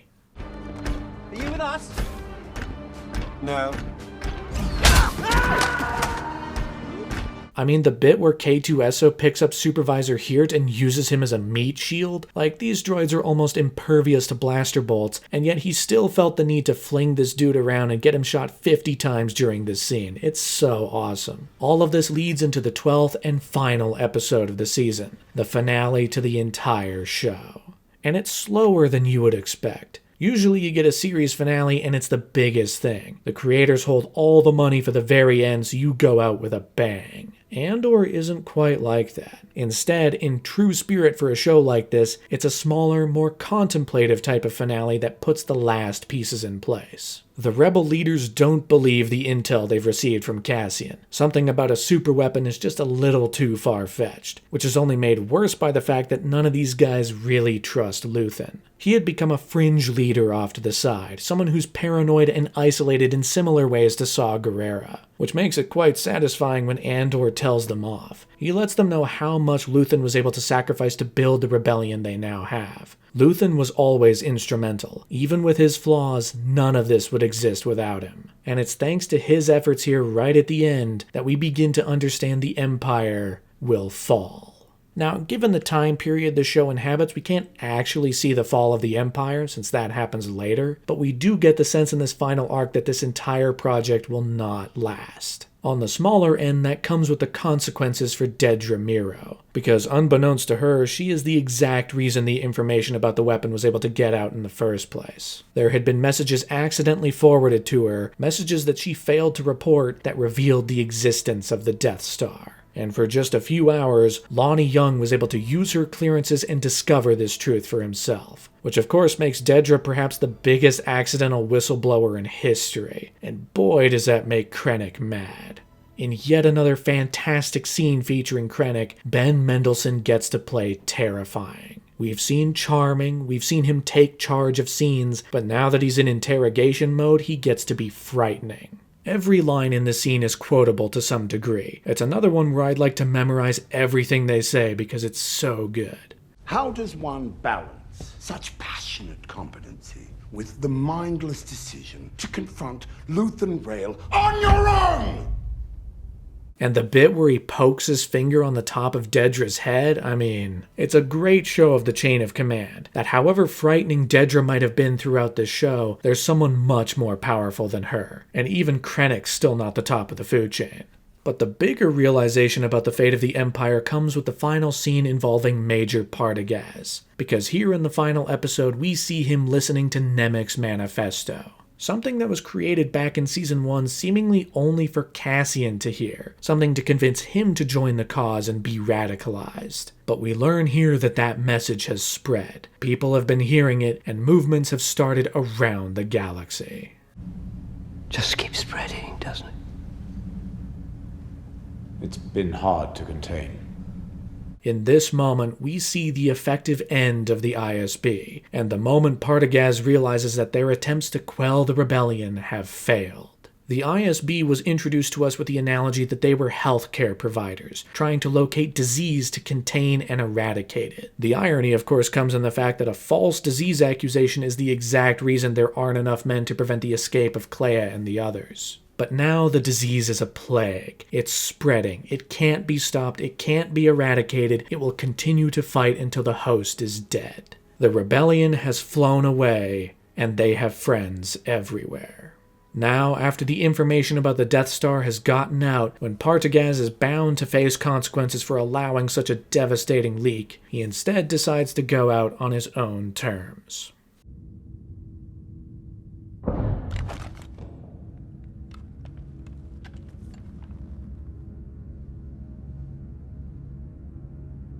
But of course, actually taking down the Empire is still gonna take some work, which is why we end with the last piece to be put in place. Tivik, a contact Andor has among Saw Gerrera's people, is sending word back to Yavin. It's clear he's desperate to talk, he's stationed on Kafrene, and he'll only talk to Andor. Despite some of the leaders of the rebellion being upset with Andor given his sudden departure to save Kleya, this is deemed a little too important to pass up. And even though they have their disagreements, we get a pretty great scene between Bail Organa and Andor, once again showing off the charm of Benjamin Bratt in this role and giving us a send-off into the familiar territory we're bound for. May the Force be with you, Captain. And so, Cassian Andor is sent on what might otherwise seem like a normal mission, but we know for a fact that this will be the most dangerous thing he'll ever be a part of. The mission that cements his ultimate fate. In one final montage, as Cassian marches to his destiny, we see everyone in their final places. Saw Gerrera is on Jedha, eyeing a Star Destroyer hovering above the city. Krennic is overseeing the last bits of construction for the Death Star. Perrin, who I didn't think we'd see again, seems to be sleeping with Davos Skulden's wife. That's funny. The people of the rebellion are enjoying a quiet morning, perhaps the last bit of quiet they'll experience for the foreseeable future. Kleya is among them, finally taking in the fact that she's found herself a new home, and in a move of total poetic justice, almost overwhelming poetic justice, Dedra Meero is seen within a Narkina prison. This is perhaps one of the most satisfying villain ends I've ever seen. It's such a massive punishment for Dedra that you almost feel bad for her. We know how torturous that prison was in Season 1. We know exactly what she's in for, but we also know that practically everything she's done makes her one of the most deserving people to meet that end. And it's proof of one of this show's many statements about revolutions and fascism, an idea that the writers of this show and Tony Gilroy wanted to hammer home, that fascism inevitably eats its own. All of this is set to a fantastic piece of music, a slightly new rendition of the past-present suite used at the end of the first season's first arc. And just like then, this once again sees Cassian Andor venturing out into a new chapter of his life, this time under the name Past, Present, Future. As he and K2SO fly away to Kafrene, we know that everything is about to become a little bit rogue. But that is not the end. We get one last scene. Returning us to Mina Rao, we reunite with Bix, who is revealed to have a child. We can pretty easily surmise that this is Cassian's child, that this was another motivating factor in Bix leaving Yavin, making sure Cassian was able to become the messenger he's supposed to be. But it also provides that glimmer of hope at the end of this whole thing, the light at the end of the tunnel, because much like Luthen, Cassian will also not live to see the sunrise, but others will. Kleya will see the sunrise, Bix and this child will see the sunrise, and it's for that reason that all of the sacrifices become worth it, and it's how Andor Season 2 comes to a close. This is one hell of a show, man. It is big, it is bold, it is filled with action, but easily the most interesting parts are the conversations, the discussions, the dialogue, the ideas it represents and wants to showcase as part of its story. And it does it all while expanding on this particular time period in the Star Wars universe, adding tons of depth to the rebellion and the Empire that was previously unseen, at least on screen. But you also get the very clear sense that while the 12th episode of Season 2 is a finale in many ways for most of the characters, it isn't quite the finale for Andor himself. Because that, of course, comes with Rogue One. So with these 2 seasons complete, with this entire journey laid out in a way where we can draw a clean line from start to finish, we really only have one question left to ask. Does this show make Rogue One better? Well, yes and no. I've held the opinion for a long time that Rogue One is a movie I like, but not a movie I love. It is kinda messy, uneven, filled with weird issues in terms of character motivations throughout, and none of these things are suddenly fixed now that the Andor show exists. In fact, Rogue One's issues kind of become more prominent when you're holding it directly against Andor. It makes me wonder what the movie would have looked like had Tony Gilroy been involved from the jump, if this entire project was under his supervision, because we can tell from the 2 seasons of Andor that he's capable of overseeing some quality stuff in this universe. But he came onto Rogue One pretty late in the day. The movie was running into problems, so within a year of release, Tony Gilroy was brought in and made a number of significant changes, enough to earn himself a writing credit. The details about what Rogue One looked like before he jumped on board, and the exact specifics about the work he did to change it are few and far between. Speculation has run rampant. People have looked for any information they can find, but most of the people involved, Gilroy included, have been pretty cagey about the whole thing. Is there like a blood pact on like, we're never going to talk about what happened on Rogue? I have fed my family by not talking about Rogue. Okay, for the record, I'm just curious. I got one more to go. One more.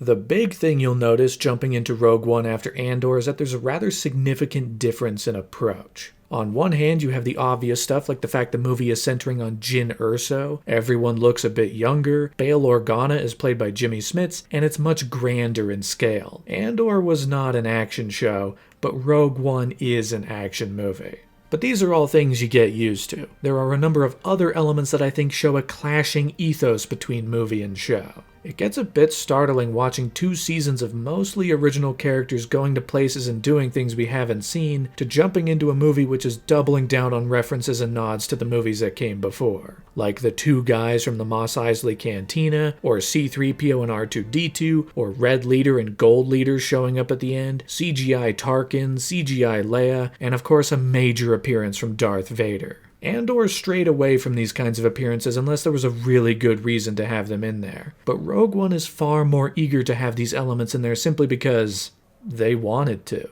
The scene in Rogue One where Krennic talks to Darth Vader comes to mind for this, because I can't quite find a way to justify its existence in the movie beyond the fact that they wanted a conversation between Krennic and Vader. Because why is this conversation happening now? Why not before? Why not even later? And what does this conversation motivate in either character in a way that propels them on a particular course going forward? You compare that to the scene between Krennic and Dedra at the end of Season 2, a scene with a very similar kind of power dynamic, and the differences become apparent. Krennic is interrogating Dedra to learn how big the information leak has really gotten. How much of a problem is this going to be? This has to happen now because if they wait any longer it might be too late to seal the breach. Krennic then leaves the scene with a key bit of information, that Luthen might have told his assistant the information about the Death Star, and this motivates not only Krennic's actions, but the ISB's actions going forward. And it also signals to Dedra that the larger machinations of the Empire are going to chew her up and spit her out. She's not useful anymore.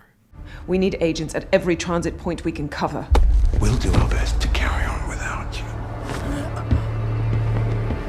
Those kinds of elements are not present in the scene between Krennic and Vader in the movie. They have this conversation that honestly changes nothing for either character. Krennic continues along as he was doing, trying to clean up the breach that had been created by Galen Erso, and Vader vanishes until the very end when he murders a bunch of nameless rebels. A scene that feels so out of place next to Andor. Like, never in a million years would that scene in that shape be in this show. So, if I might be so bold, I think you can honestly cut Darth Vader from the movie and not really lose anything at all. He's only here because they wanted him in here. On top of that, there are a number of moments and scenes here in Rogue One that I think the show would have handled very differently. Like Saw Gerrera deciding he was just going to die on Jedha, or Galen Erso dying right when Jyn reunites with him. There was a lot more potential for that dynamic after that reunion, but the movie doesn't capitalize on it. And based on what we saw between Cassian and Marva in Season 1 of Andor, I think the show would have found a way to do something here.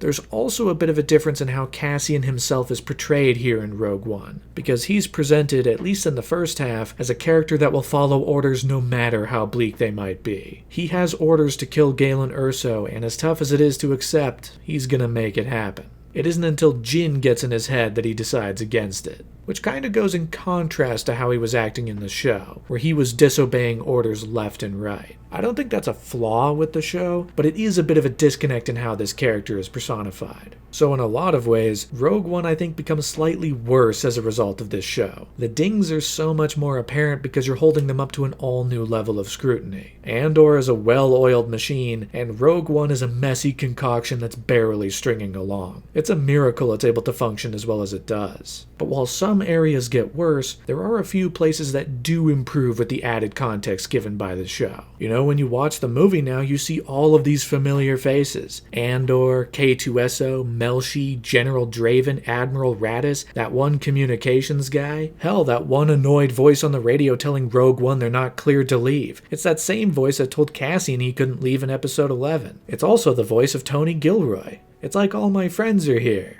The already strong scene of Galen Erso's message to Jyn is given just a bit more weight. We saw how much work it took to even get information about this weapon through to the Rebellion, and now Galen is the natural next step, revealing that there's a way to destroy it. But the moment that's impacted the most by the show is the scene which introduces us to Cassian at the start of the movie. Not only is this taking place within hours of the end of the show, but it's also reframed rather significantly as a result of Season 2's last arc. When the movie first came out and we saw Andor meet with Tivik here on Kafrene, it really felt like this was the first time anyone was hearing about the Empire's secret weapon. You can read Cassian's reaction here as shock that this weapon exists, that the Empire would even create it, and that's what spurs on the rest of the movie. But after Andor Season 2, after Cassian already heard about the Empire's weapon, his reaction here is read completely differently. Instead of Cassian being shocked about the existence of this weapon, this is the moment it becomes starkly real to him. So many characters doubted the intel passed on from Luthen at the end of Season 2, but here comes another completely independent source with the same information. Whatever doubt may have existed in Cassian's mind before is wiped away. This weapon is real and he knows it.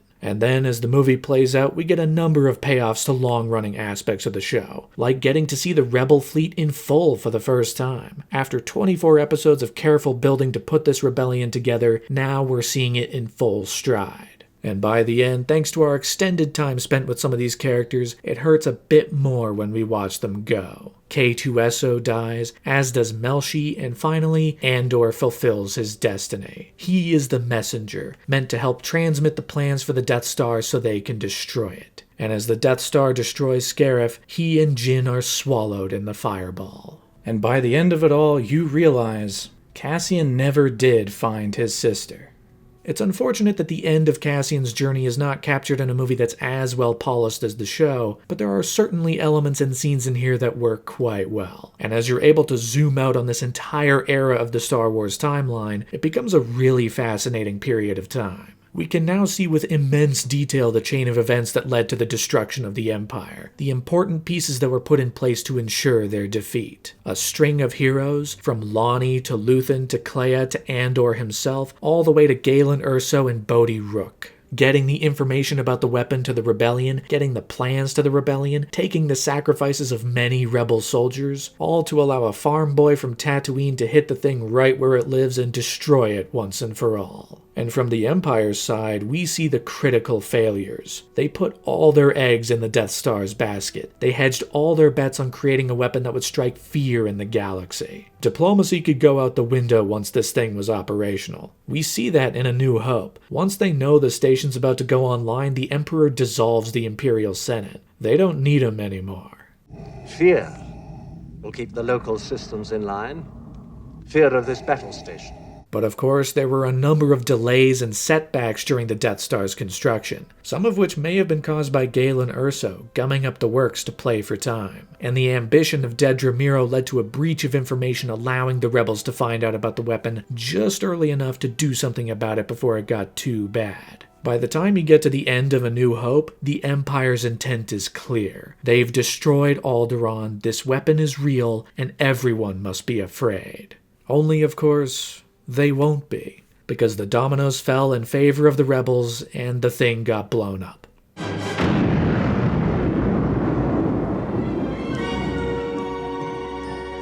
After that, the dominoes keep falling until the end of Return of the Jedi when both Darth Vader and the Emperor die during the Battle of Endor. From there, it's just a matter of time. You get this whole intense pocket of time in the Star Wars universe that's now really well fleshed out, really well detailed, and really interesting to parse, even if parts of it aren't as enjoyable to watch as others. Now, of course, you are then met with some of the more ridiculous aspects of the universe, because after spending all this time seeing just how much effort went into not only creating the Death Star, but making sure it stayed a secret, you kinda have to laugh once you get to Return of the Jedi and realize, oh, they just made another one. Of course, it was probably happening at the same time, but still. All of this effort was being placed on one superweapon only to learn they had a second in their back pocket. Then you mess things up further with Starkiller Base in Episode 7, and don't even get me started on the army of Star Destroyers from The Rise of Skywalker. I don't think anyone's attempted to explain that one away. Regardless, Andor provides an incredibly fascinating and in-depth look at this time period in the Star Wars universe. But what makes it even stronger is, of course, how it reflects the real world. There are many things about this show that are incredibly prescient to the world we live in. And while many have said that this means the writers must be prophetic, many others have said no. They don't have a crystal ball, they just have a history textbook. These are stories based on the long and involved history of empires and revolutions dating back centuries upon centuries. The thing that makes today's American empire different is that we get to watch it unfold live on Twitter. But that also means Andor will become timeless. It's incredibly relevant to today, but it has backing from across history to stand the test of time. There will likely never be another show quite like Andor. A large studio like Disney putting hundreds of millions of dollars into a famous property with so much political baggage behind it, something real and frightening to say about the world we live in. It was revealed that Andor cost nearly $700 million to produce both seasons, which is insane. To get something like this at this scale, we'll likely never see something like it again. And even if we do, it won't happen anytime soon. It stars some of the best actors in the business reading some of the best lines you can hear on a show like this. It's only a shame they weren't better recognized at the Emmys. The show did receive a few nods in the acting categories, with both Forrest Whitaker and Alan Tudyk nominated, and the show received a handful of wins at the same time. Production design got a win, costume design got a win, as did editing and even visual effects. On top of a win for Dan Gilroy for writing Episode 9, the Mon Mothma escape episode, which is fantastic. But some of the central performances like Diego Luna, Stellan Skarsgård, Genevieve O'Reilly, performances that definitely deserve some kind of industry recognition, did not receive them. But Tony Gilroy has also said that he feels the performances will survive and maintain their relevancy and impact even without the awards to back them up. Because Andor is a special show. It's got so much stuff on its mind, so much to say about these characters, the rise of fascism, the efforts to stop it, all capped with a message of hope by the end. Built in with the thrills of action set pieces, TIE fighters, X-Wings, spaceships, all sorts of stuff lended to it by being set in the Star Wars universe. And it has more than earned its way as many people's favorite thing in Star Wars. It's hard to hold a candle to the sheer impact that those original movies had, but this is also the first time since those original movies that something Star Wars has become the benchmark for other sci-fi or fantasy projects. For years, there were movies that were trying to be more like Star Wars, and now there are projects that are inspired to be more like Andor, even projects you'd never expect. And I think it's telling that the most common criticism of the show, one that many people have echoed in semi-serious, semi-joking ways, is that they wish there was more. And I'm no stranger to that thinking. I'm sitting here like, man, it'd be cool to spend more time over there. Or even over there.